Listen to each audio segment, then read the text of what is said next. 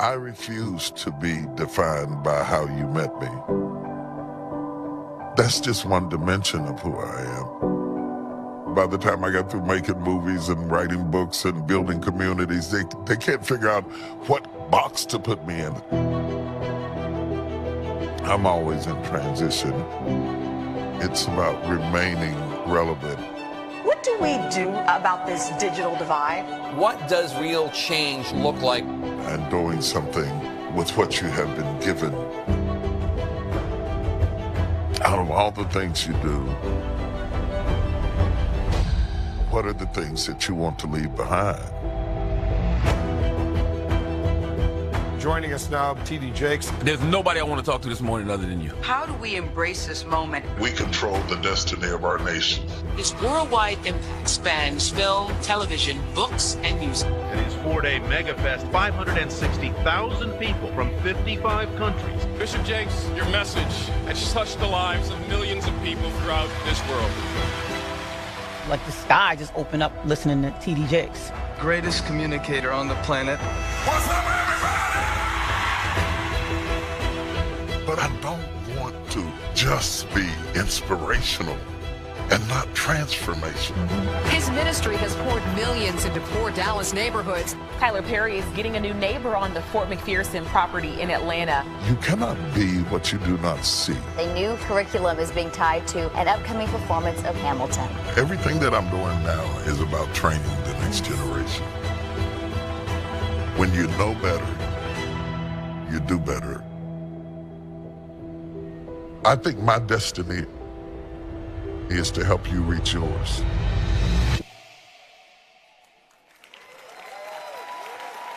Ladies and gentlemen, as Senator Warnock said, stand up, put your shoes on. Stand up, put your shoes on.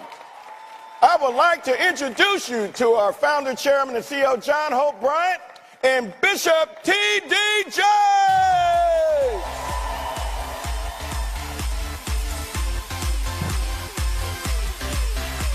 Bishop T.D. Jakes! No, I'm not getting down because I can't get up. The Bishop of Black America and Black and Brown world. The Pope. The Pope of Black that's America. Scary. Good morning, everybody. Oh, come on now. I told you 2 days ago, the Bible suggests be hot or be cold. If you're lukewarm, I'll spat you out. Translation, even God does not like mediocrity. No one wants to say, hey. So if you really know how special it is to have this man here this morning, I'll try it one more time. Good morning.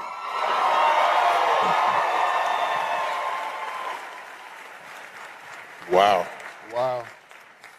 It must be amazing to have that impact, like the father you never had, like the grandfather that you miss, like the ancestors you long for. It must be just beautiful to walk through the world and have people literally touched and changed just by shaking your hand, by looking you in the eye, by having you affirm them. I've seen you do it. I've seen it happen to you, and your response is always the same: utter humility. Well, first, giving honor to God. I take no credit for myself. And secondly, you have to understand. Well, hold on. First of all, everybody, we're in the back and the video playing, and I heard the voice. Now, he's right next to me. He's my dude. I love him. I heard the voice. The voice. Hi, this is T.D. Jakes. Isn't that a great voice? Would you stop?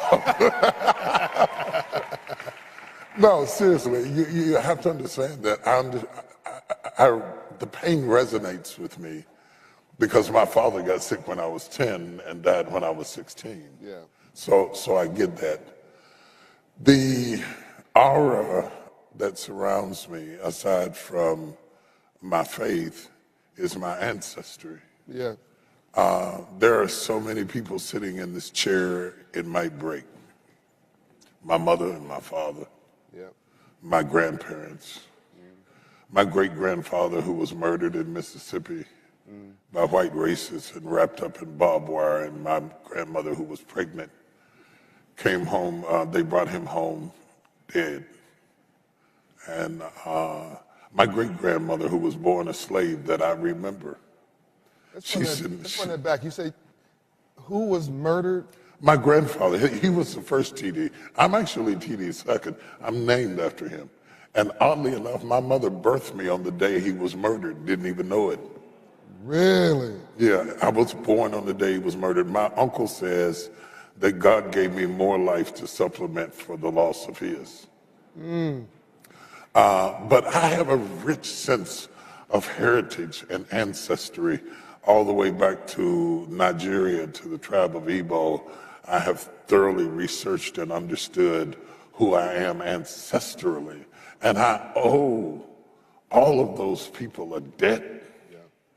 And when I meet somebody, my father started a business with a mop and a bucket and ended up with 52 employees. He was an entrepreneur.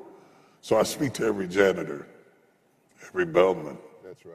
The people who serve the tables, who are working in the back. That's right. I always remember that could be my dad or my mother.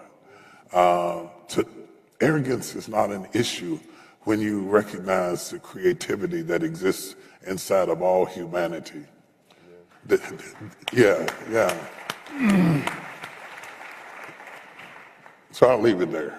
I'll give a short answer like Ambassador Young did. You touched me when you talked about your mom, and I see my mom sitting here. And of course, we have Ambassador Young, who's here, living history. Both of you have that same humble spirit. You have a strong backup by your wife. Coincidence is God's ways will remain. Absolutely. By the way, she's a bad sister. She's a queen. Has her own businesses, her own brand. It is quite classy. We have purchased products from her brand, which is featured in department stores in Dallas, etc. She has her own brand, but she has this quiet storm behind you. I've always said behind every successful man is an exhausted woman. And it's just a coincidence, TD.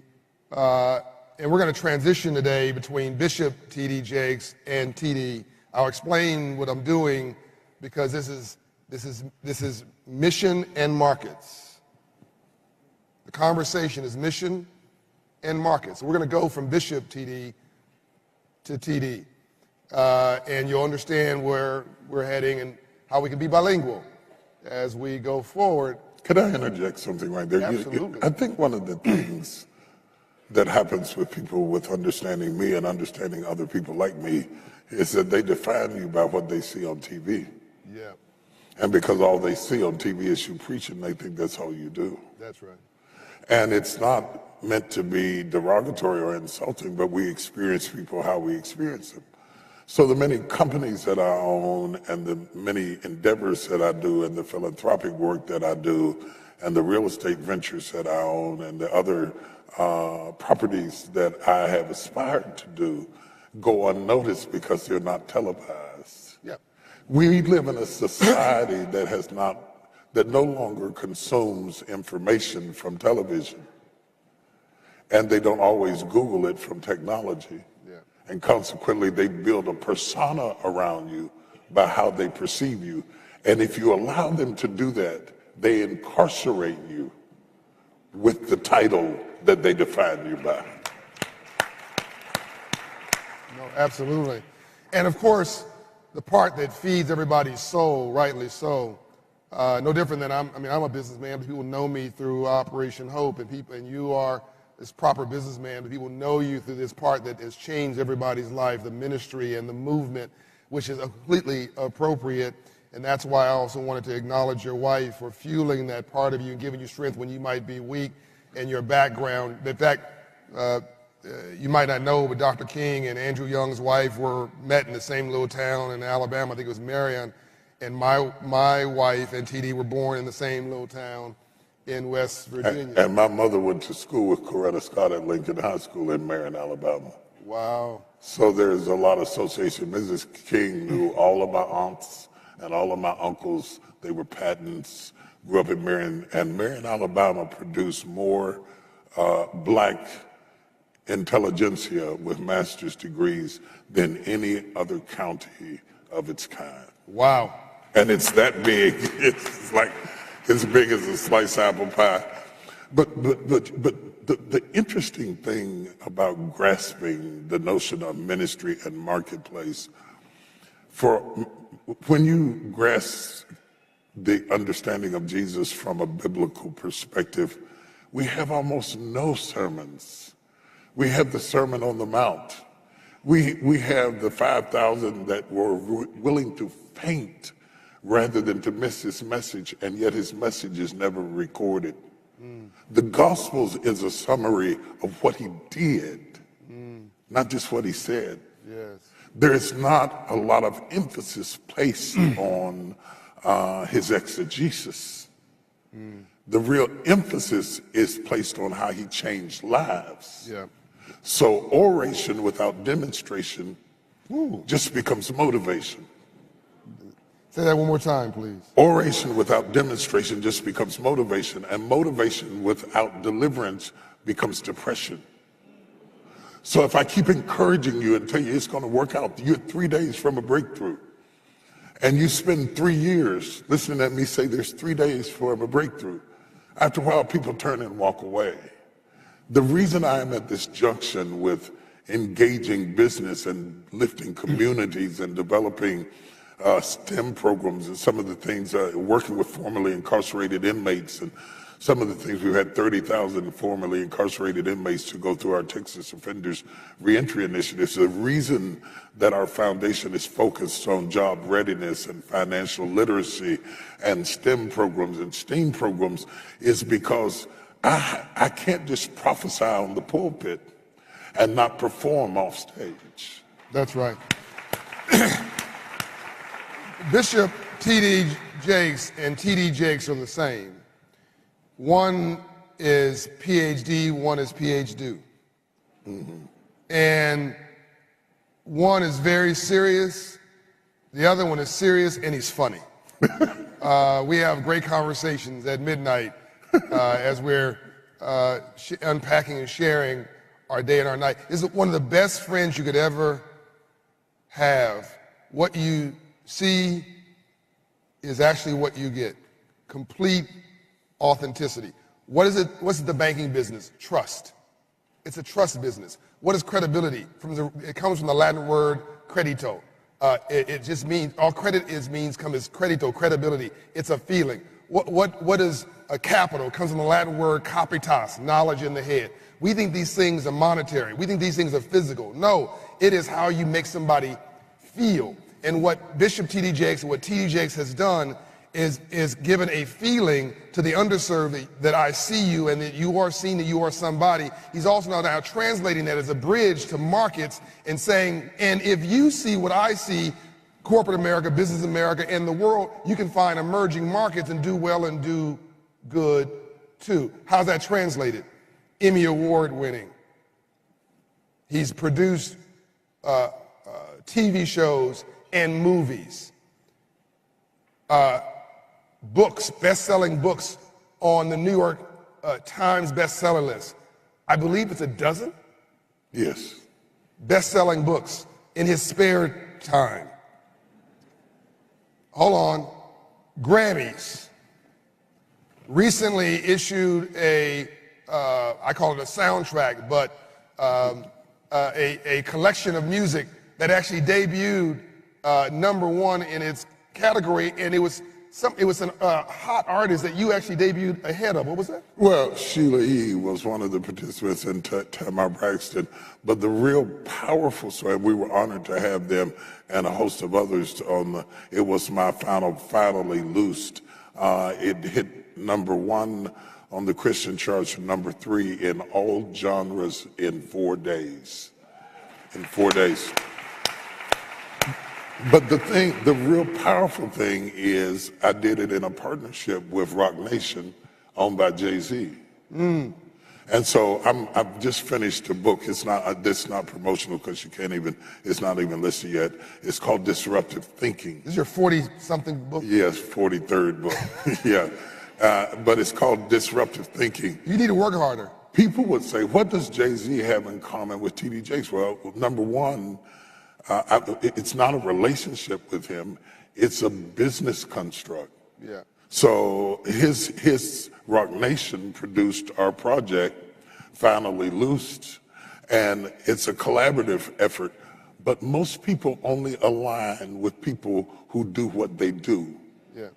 And you have to form unlikely alliances in order to be able to accomplish the magnitude of the work you need to do. We are in a state right now in this country that if we continue without disruption, we're headed for destruction. The unlikely alliances of corporations coming together with faith leaders, the unlikely alliances of hip-hop business moguls coming together with somebody who is at their core a preacher is an unlikely alliance. But every major transformative act that has ever happened in this country has been a result of unlikely alliances. The civil rights movement forged ahead because of unlikely alliances. It was not just all black people, it was white people and Jews and unlikely alliances. What made the alliance work is that they had common goals. That's right. When you said I was a great friend, I thought to myself, magnets don't attract wood. In order, if I am a great friend to you, it's only because magnets attract steel. You can only attract what you are. See, you can only attract what you are. And if I am a great friend, I'm only a great friend because you are a great friend, and great friends draw each other to each other. Yeah. Watch what you attract. Woo! Come on. Watch what you attract. And if you don't like what you're attracting, leave that circle. Weakness, excuses, people who have inferiority complexes, and so love them. Toxicity. Minister to them, love them, but don't lay with them, because you'll produce an offspring that is debilitated. You have to connect with your future and not your history. That's what. So, Quincy Jones told me, Quincy Jones told me the only thing worse than being alone is wishing that you were. You can do bad all by yourself. In a relationship, 2 + 2 should equal 6, 8, or 10. If you're not better together, what are you doing? Exactly. So you have a relationship with spirituality that has resonated. That's why Time magazine put you on the cover and said, "Is this the next Billy Graham?" I don't know if you saw that. Go search it on your phone. Is this the next Billy Graham, they asked. Because he had such impact, not with black people, with all people. It just happened that black and brown people here and around the world resonate with him. It's like, I call him almost the Black Pope. I'm joking, but I'm serious. I don't know anybody who has this impact on people of color in the world. Do you? So it's a legitimate thing to say. Okay, but he's multidimensional. I just talked about the artistry of television in the business. I talked about the artistry in the business of music. But what I didn't talk about is the fact that you know that version of him. What you don't know is he runs a proper, multifaceted business enterprise with audited financials, with clean, proper, completely separate operations, a real estate development company that is unbelievable. But I'm getting ahead of myself. We had to come to you. You and Roland Martin inspired me to understand digital marketing, to understand social media. Really, I'm gonna give credit. Roland got me started on social media. You got me educated and refined on digital marketing. Your team is brilliant at it. Your son is brilliant at it. And you have tens of millions of followers and engagements every day. And now Amazon saw that as an opportunity, and you have a channel now. Yes. With Amazon? Yes, I have a Freevee channel on Amazon. Amazon's I'm the first clergy to be offered a free channel on Freevee TV through Amazon that right now it's got 300 of my favorite sermons loaded on it that you can watch whenever you want to, however you want to, and it's absolutely free. Ultimately, we're going to have interviews like this. We're going to have help for emotional crisis. Our nation is still traumatized from what we've been through the last 3 years. Even those of us walking around don't even realize the trauma that we've ingested that comes out in our inability to sleep, our inability to feel safe, our inability to connect with each other has had a terrible toll on us. So this becomes a platform. And the thing I want to say about technology, particularly as it relates to the social media and all of the variations thereof, is that you have to realize it's not a magic pill. It'll only work if you work it. That's right. Like everything else. Yeah, it'll only work if you work it. Yeah. So everybody has it, but then how do you use it for its optimum capacity and to understand and appreciate it? If it is not authentically worked into the heart of the CEO, then it just becomes another thing you have. But when it's something that it becomes legitimately a part of you, so if Roland introduced you to it, then I begin to challenge you to be it, because you cannot have it if you don't be it. I can teach what I know, but I can only reproduce what I am. And are you following what I'm saying? So authenticity means that you have to engage it yourself for it to get into the DNA of your organization. That's right. Or it just becomes an accoutrement, an attachment to the overall complexity of your organization. And so what is interesting about it is authenticity brings success. That's right. Authenticity, just the weird thing of being yourself. And the funniest thing is the hardest thing in the world to do is to get up in front of people and be yourself, because we all fear rejection. And we sense that if I got up there and I was my authentic self, maybe they wouldn't like me. So we give them a version of us that represents us, but it's not actually us. But the reality is, flaws and all, to be able to stand authentically and say, this is who I am, takes courage, but it also reaps crops, harvests, increase, fruitfulness, cross-pollination, like-mindedness, and collaboration is not based on skin, it's based on thought.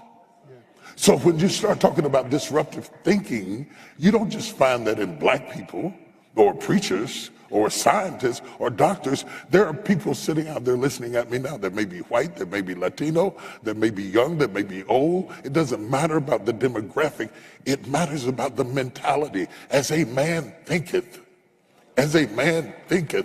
in his heart, so is he. So they said I was a preacher. And when they said that, I didn't think I was just that. So they put a period where God put a comma. Whoa, come on now. Come on. See? Are you guys hearing this? Are you hearing this? So I say this for the room because a lot of us are prisoners and inmates behind other people's opinion of how they define us. And so you're busy living up to their period. And you think because you're a journalist, that's all that you are. But you could be a scientist, you could be a doctor, you could be a film producer, you could develop music. There is more in you than what your title implies. And I want you out of jail. I want you in your creative space. I want you to have the courage to disrupt and dismantle systems that have locked you down to the prisons of other people's opinions, and to discover yourself before you run out of time. Woo! Come on. We're about to have some church up in here.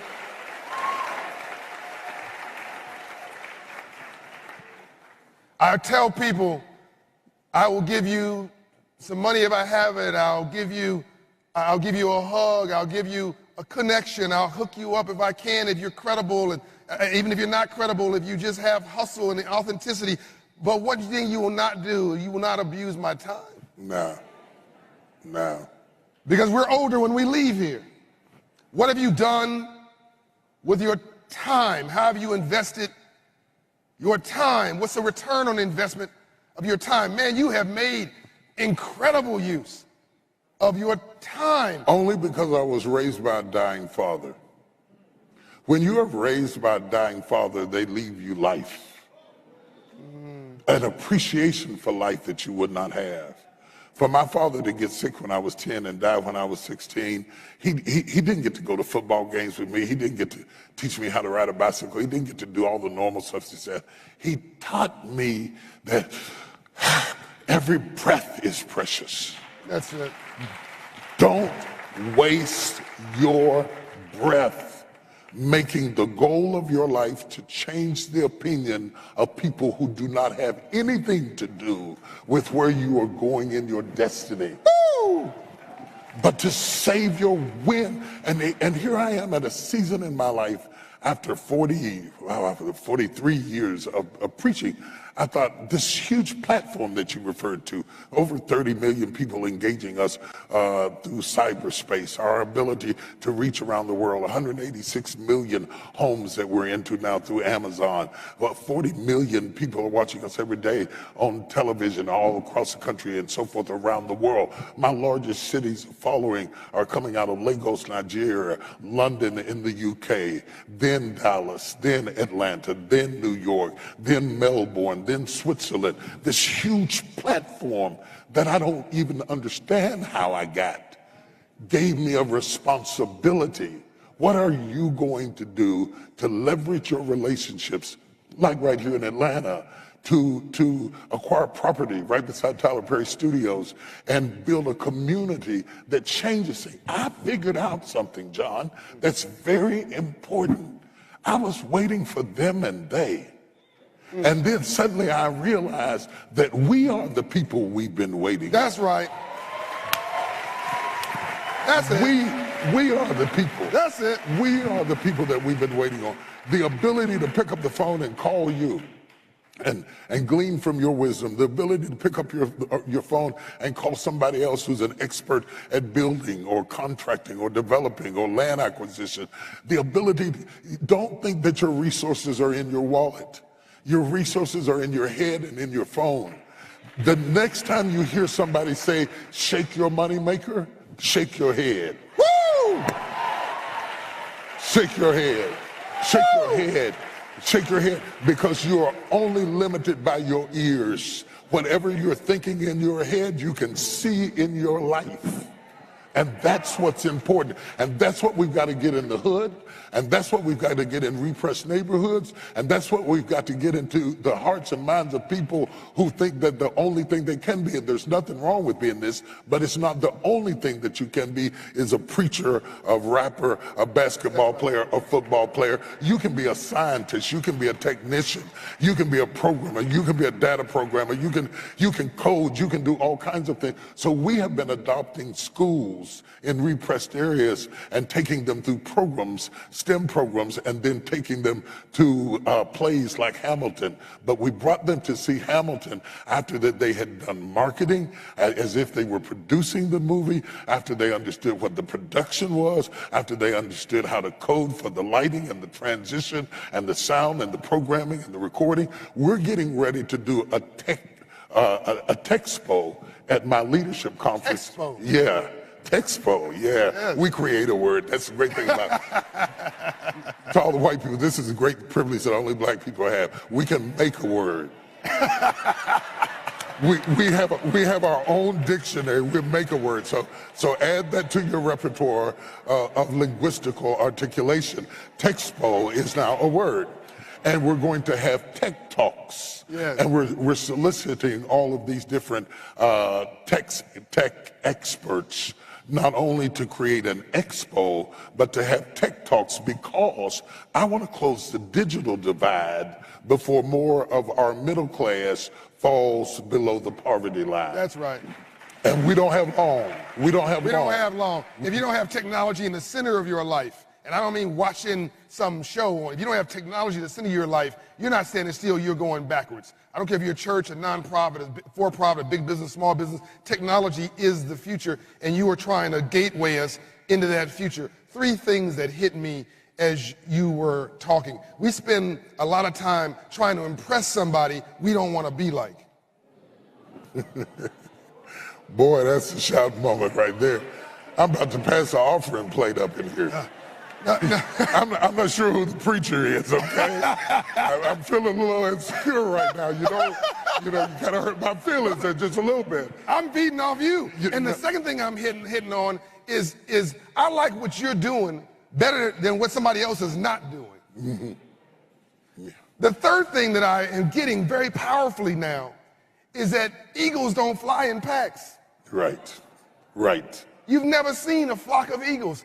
No one's going to understand you. They're not going to understand your role, your vision. You're going to be ahead of your tribe even. You may even have people in your family say, don't go doing that, baby. It's not good for you. And no, it's not good for them. They don't understand. It's what they don't know that they don't know that's killing them, but they think they know. But that doesn't mean that you don't know. And thank God you went on your path. Right. And you took flight like an eagle and stayed high, even though people didn't understand you, and people player hate you because they're jealous of you, and I've seen it myself. And you deal with that with graciousness and love and style. You talk without being offensive, listen without being defensive, leave your adversary their dignity. So you've taken this spiritual awakening of you, this embodiment of you, and now you're trying to not just feed the homeless, you're trying to give them a home. I mean, you are literally, you're not just talking to folks in the criminal justice system, you're trying to show them how to code. You're trying to show them how to become an entrepreneur. As you were talking about...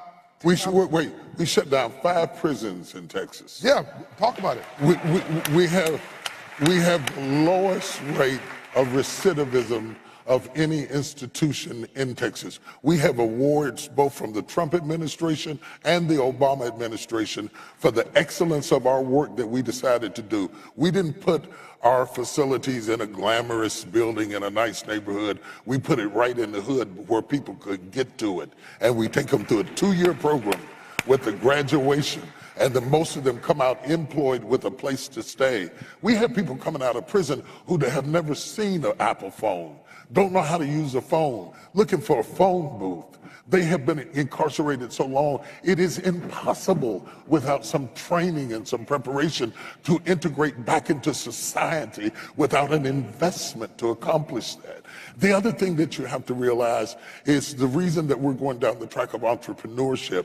The stats say black women are going into business more readily than any other people group, but they do not have sustainability. They have great creativity, they don't have access to capital, they don't have the sustainability that's necessary to be competitive. So what we are doing is taking people and showing them how to build to scale, how to scale your business up, how to prepare for the future, how to integrate your ideas, how to market your ideas. We are talking to people with CEOs through major distributions about getting our products into their store.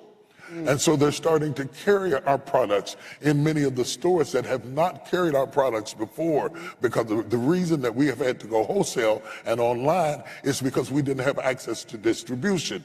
The next hurdle we have to make is access to advertising.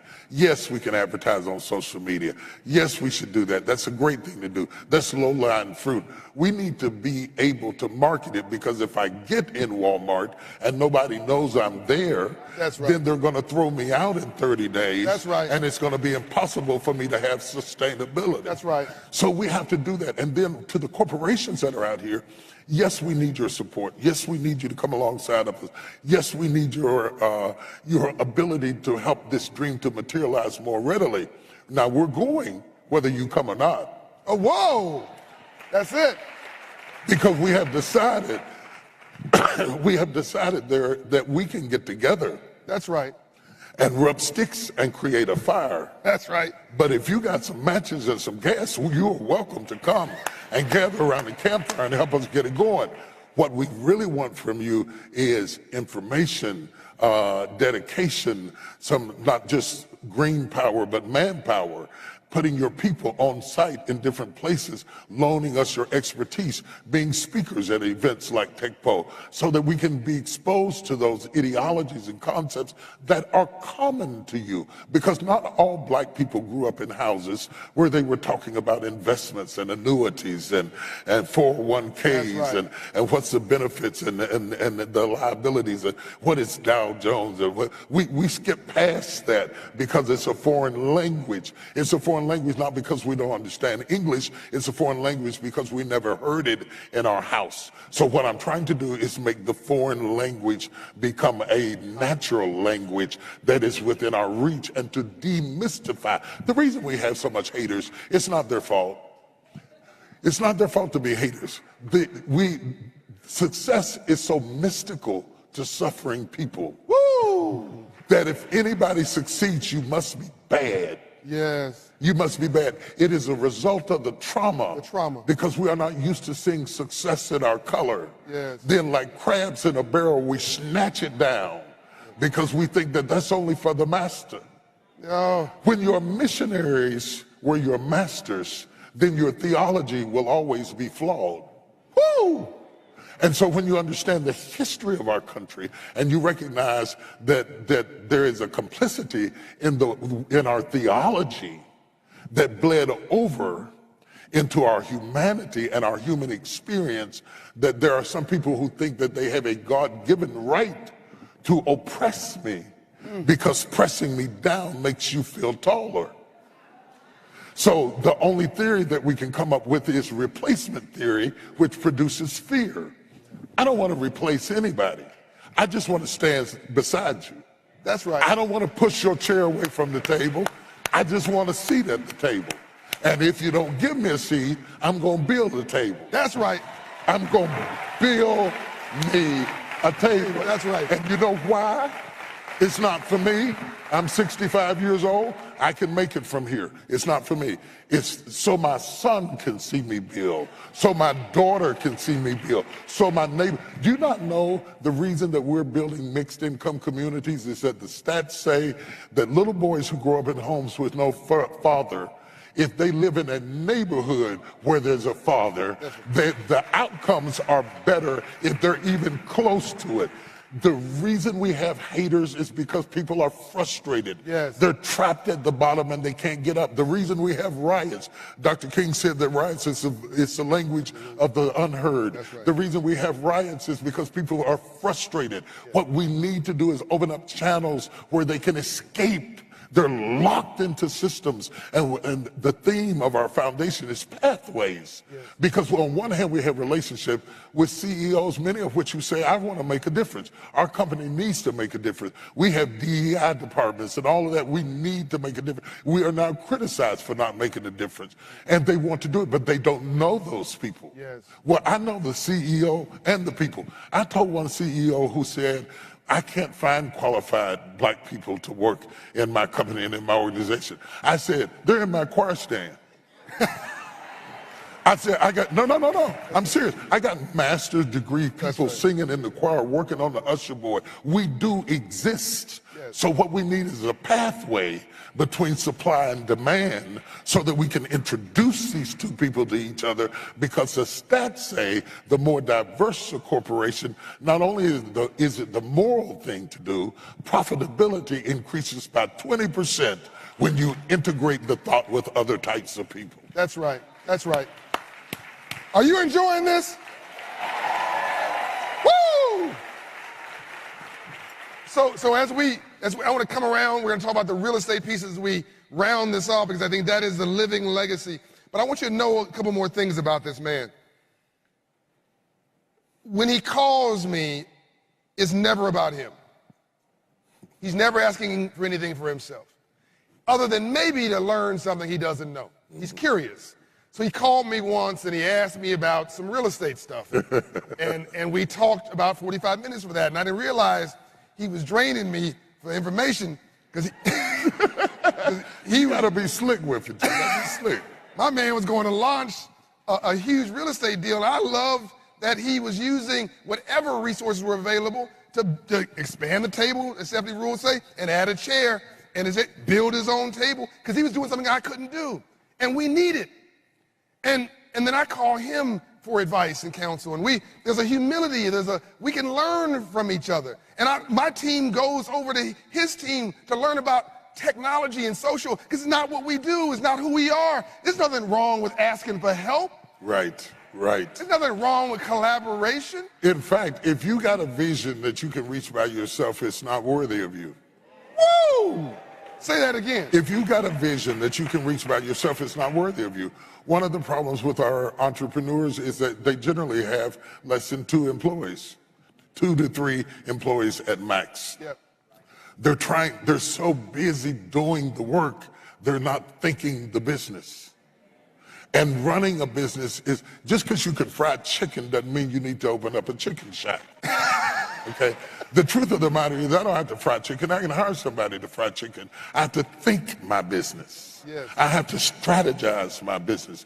I have to integrate my business by being at events like this, where I can meet the right people and learn the right concepts to enhance my business. But you know why some people aren't here? They're busy doing the business. Yes. They don't understand the difference between busyness and business. So they think that if they are busy enough, they will be successful in business. Back away from what you're doing and stare at it. Woo! Just stare at it. Just stare at who you hired. Stare at how they perform. Stare at your ledgers, your balance sheets, your budgets, your income, what it costs you, not just in dollars, but in human resource. That's right. See, what you just told them about us is not only that we are friends, we are resources to each other. That's right. Human resource can be the greatest capital you can ever have. And this country right now is having a deficit of human resource. So we have to create workforce possibilities that are more inclusive in order to be sustainable. Our survival is at stake.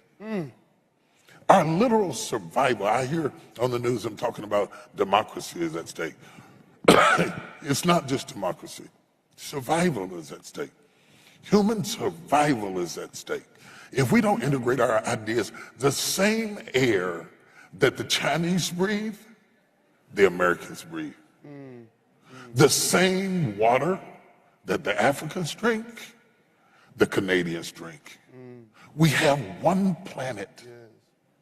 And while we are having all of these tribal wars, whether they're political tribal wars, whether they're socioeconomic tribal wars, whether they're good hair, bad hair, tribal wars. We have all these generational tribal wars. We're about to be extinct. Yes. And if we don't come together as a species, bridging the divide, and come together, bridge the divide, and recognize the fact that there is really one race, the human race, that's right, then like many other species that are facing extinction on the planet that we are not paying attention to because we arrogantly believe that we could not become extinct. COVID came to remind us that one disease could come through and take us all out, and they'd be digging for our bones and talking about the species that used to exist. yes, What happened is we're being forced to lose our biases and our prejudices and integrate our philosophies and benefit from our human resources. yes. And let me tell you something, this is a God idea, it's not a Jake's idea.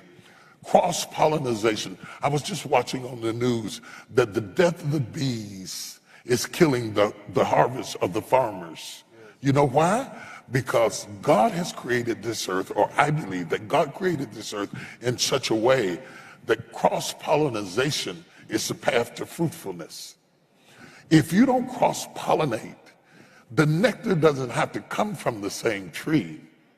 But if you draw the pollen from one tree and bring it to the next and produce the nectar, it makes everybody more fruitful.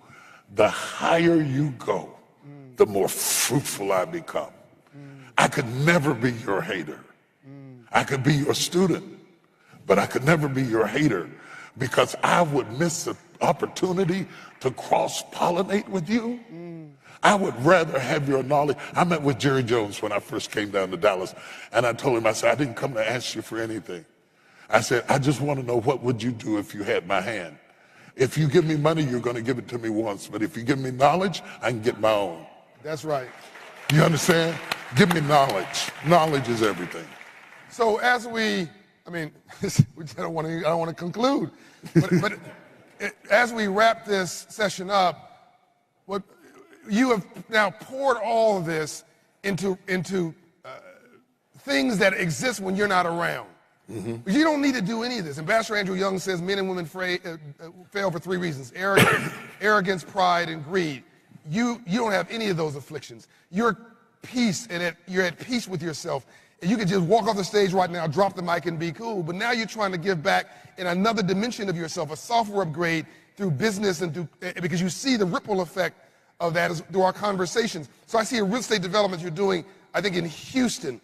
I think I see another development, I forget the state, there's another development on Thursday. I see one that you and Tyler Perry got together and not talked about entertainment or this or that, which is another conversation. You talked about a real estate development, and you bought land here in Atlanta, a former military outpost, as I understand. Fort Mac.